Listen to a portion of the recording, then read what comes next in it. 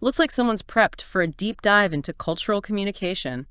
Notes, a whole podcast script. You're serious about this. Well, in a global world, you kind of have to be, don't you think? Hmm? It's not just good manners anymore. It's clear communication, building those relationships. And even, like, succeeding internationally, right? Exactly. Your notes, though, they highlight something smart. Before we get to the how-to phrases, gotta get the basics down. Absolute. So, like, what is cultural norms, etiquette? What do we really mean when we say those? They're not just words. Think of it like a framework for how culture shapes what we do. Right. Cultural norms, those are the unwritten rules of how we interact. Then you've got etiquette, which is more about the specific customs, manners, Right. what's considered polite in that culture. And I see a big old flag on stereotypes in your notes here. Huge red flag. Huh. Stereotypes, Yeah. oversimplifying, right? Yeah. Generalizing about a whole group of people. You can't do that. It's incredibly damaging. It leads to prejudice and discrimination. Yeah, no one wants that. Absolutely. So how do we get past the stereotypes? The script's got a ton of phrases for asking questions like, can you tell me about traditions in your country? Or what are some important customs? But is that really the best way to start these conversations? I'd say they're a starting point, but what really matters is, like, are you actually curious? Are you willing to listen? It can't be just question, answer, move on. You got to dig a little deeper, Follow-up questions, that shows you're actually interested. Showing respect, too. Not just getting information, it's building that connection. 100%. And when you're sharing about your culture, don't just list facts. Tell a story. Give it some context. Make it personal. So instead of just saying, we celebrate Christmas, describe like a family tradition you do or a memory from when you were a kid, something like that. That's a great tip. Makes it more relatable, The script also talks about communication styles, how they can be so different. What's polite in one place is rude in another, right? Oh, absolutely. And that's where things can get tricky. Imagine someone who's from a really direct culture where saying no, flat out, is fine. They meet someone who values harmony, avoiding confrontation. Misunderstandings happen fast. So it's not just learning rules, it's the cultural sensitivity or something. Right. Reading between the lines, picking up on the subtle stuff. Exactly. And how do you get that sensitivity? Exposure, travel, meeting different people, even reading books or watching movies from other cultures. Speaking of exposure, the script's got some wild examples, like how in Japan you bow to greet someone, but in the US it's usually a handshake. And it's more than just doing it differently. It shows deeper values. In Japan, bowing's about respect, hierarchy. Shaking hands in the US is more like, we're equals, it's informal. Whoa, I never thought of it that way. The little things, they tell you a lot about how a culture sees the world. Absolutely. You get those underlying values, then you're really cooking with gas when it comes to cross-cultural interactions. Okay, starting to make sense. But let's be real.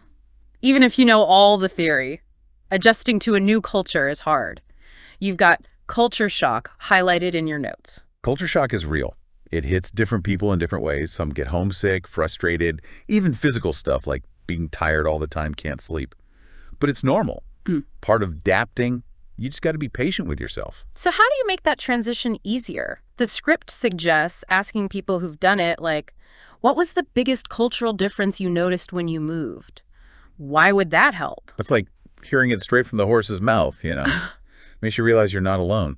Plus, you might pick up some tricks, some ways to deal with the challenges. That's right. You don't have to reinvent the wheel. There are people who've been there, done that. Yeah, for sure. So we've hit vocabulary, communication styles, greetings, even culture shock. But the script goes even deeper. Stuff like fashion, family, religion. Ah, yeah, now you're getting into personal territory. This is where things can get sensitive. You got to tread lightly. Yeah, you do. The script has some good examples of how to ask about these things without assuming too much. Like, instead of, what religion are you? You could say, are there any religious festivals in your culture? That's a lot less intrusive, right? Much better. And for family, instead of assuming it's like two parents and kids, the nuclear family, you could ask, what are family traditions like in your culture? Gives you a wider range of answers. It's all about being mindful, respectful, coming at it with curiosity, not judgment. That's it. Open mind, willingness to learn, and suddenly a whole world of possibilities opens up. Speaking of possibilities, travel. Both the script and your notes mention that. It's one thing to read about a culture, it's another to be there. The food, the language, seeing it with your own eyes. Travel is huge. You can break down those stereotypes, really expand your understanding of the world. It forces you out of your comfort zone. Oh, for sure. I remember when I went to insert a country you've traveled to, the pace of life was so different, made me rethink my whole idea of time and productivity. See, that's how travel works. Challenges your assumptions, makes you realize there's not just one right way to live. It's like books and documentaries are great, but nothing beats actually experiencing it. 100%. But even though travel's enriching, it can also be tough. Got to go in with an open mind. Things might not always go to plan. That's true. We're all human. We'll mess up sometimes. Yeah. But that's part of learning, right? Exactly. It's about the journey and understanding another culture. That takes time. It does. It does. The script, it also talks about something I think we forget sometimes when we're thinking about cultural differences. How those differences affect learning. Like in school, what you value in education. Yeah. It mentions how some cultures are all about memorizing, just straight up learning things by rote. Others, it's more about like critical thinking, being able to argue your point. Total opposites, right. Imagine a student who comes from a place where like you never question the teacher. Yeah. Suddenly they're in a classroom where they're expected to participate, to challenge ideas. That's got to be jarring. Big time culture clash. But it's also like a huge chance to grow, to adapt. Makes you think, even things we think are universal, like good teaching, what makes someone a good learner. It's all tied to culture too, isn't it? Absolutely. And if you get that, if you understand those differences, it helps students studying in a new country. Yeah. But also teachers. Yeah. Anyone working with students from different backgrounds. Yeah, for sure. Big time.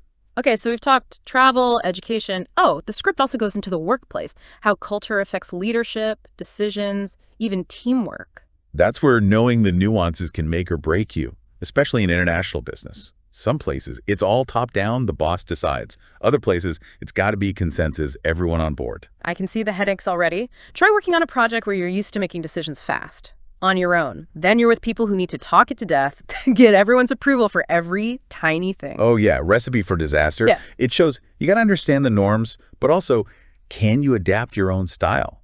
How you communicate, how you lead. So it's not about like becoming someone else completely, but having that flexibility to work in different cultures. Exactly. That's a big part of what they call cultural intelligence, being able to connect with people from all kinds of backgrounds. It's funny, we focus so much on what's different, but the script reminds us there's a lot we share as humans too, right? Wanting to connect, to celebrate, to build a good future, that goes beyond culture. A really important point.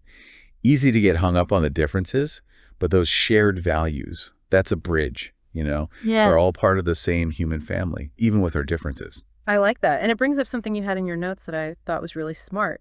The connection between cultural differences and how we understand what's going on in the world, like global events. How does where we're from affect how we see those things? It's easy to forget we all have these cultural lenses we're looking through.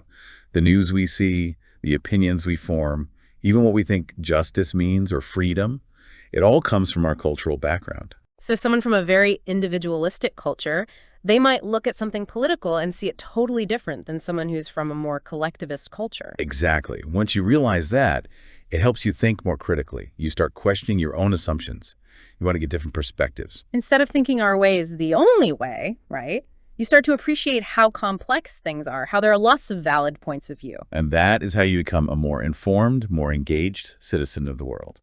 We've covered a lot in this deep dive. Vocabulary, communication styles, culture shock, work culture, even how culture affects how we see global events. Whew.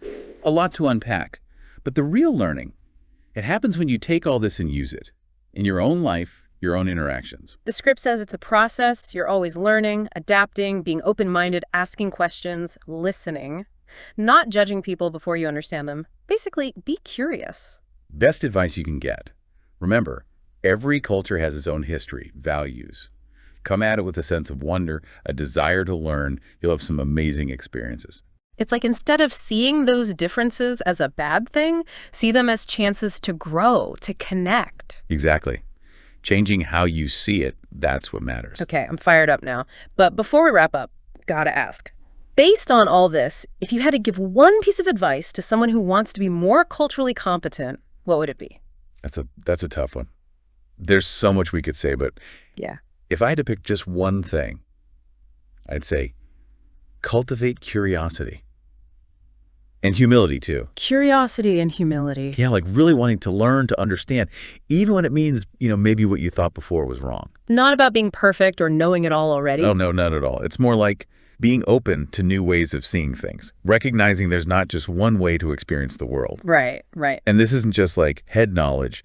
This stuff, it has real world effects, international relations, business, even your personal relationships, how you talk to people every day. It's almost like you get this decoder ring for how people act.